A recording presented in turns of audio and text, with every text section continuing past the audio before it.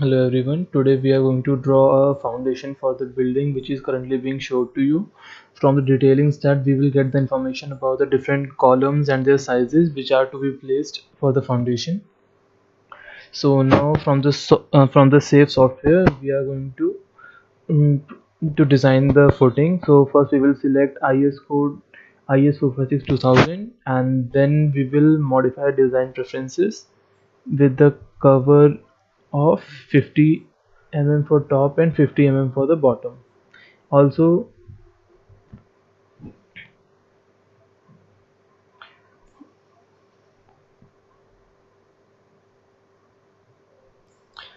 we will also change the reinforcement bar size to 22 mm and then we will select OK, and then we will choose the grid only option where we will provide 19 in 19 grid lines in x direction and 19 in y direction with 1 meter spacing,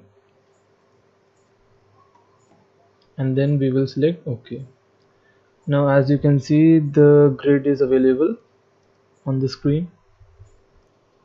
Now we will define the materials like M40 concrete and HYSD 500 rebar. So as you can see, HYSD 500 and M40 have been defined. Now here we are defining the mat footing properties. So we have changed the material to M40. Now we'll click on OK. Now we'll define the column properties. So we will go to define and then column properties. As we know, there are two different type of columns which were used in the building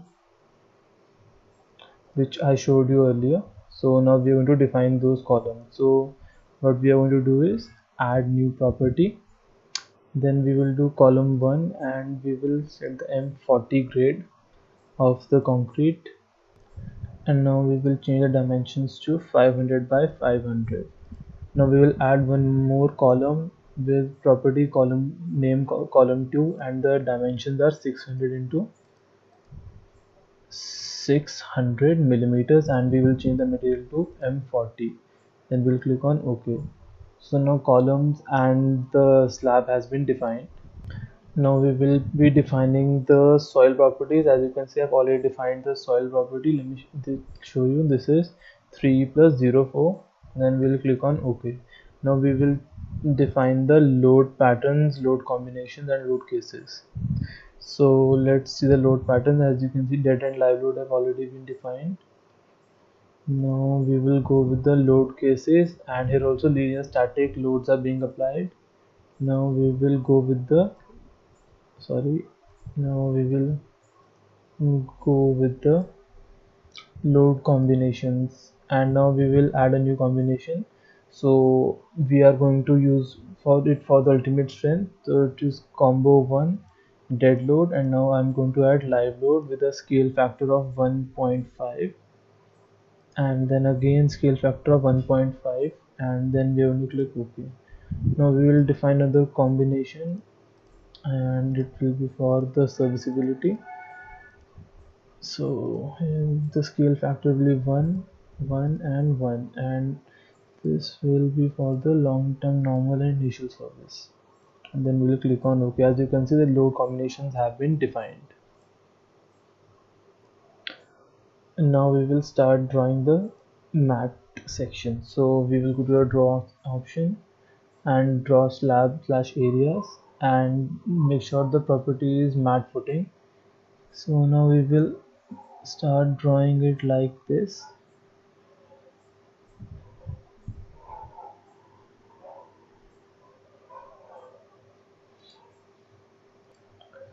So we will draw it like this.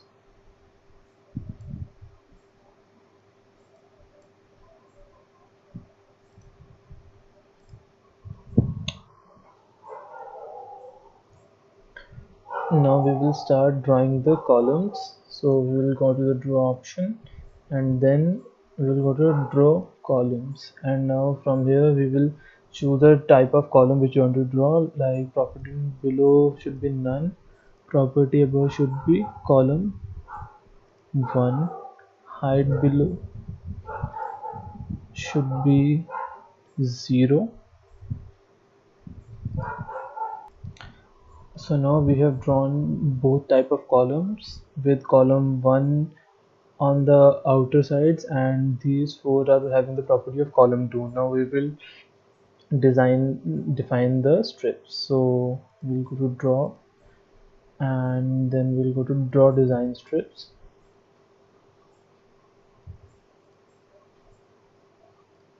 So now we have changed the strip width to 4 meters as I had calculated earlier, and now I'm going to draw the strips. So I'm going to start from here,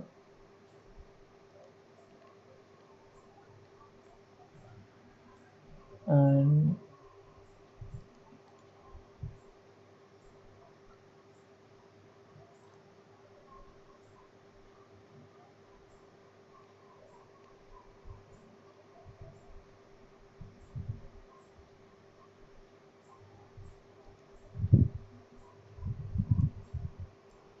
so now the strip lines have been drawn. Now we will define the soil subgrade properties.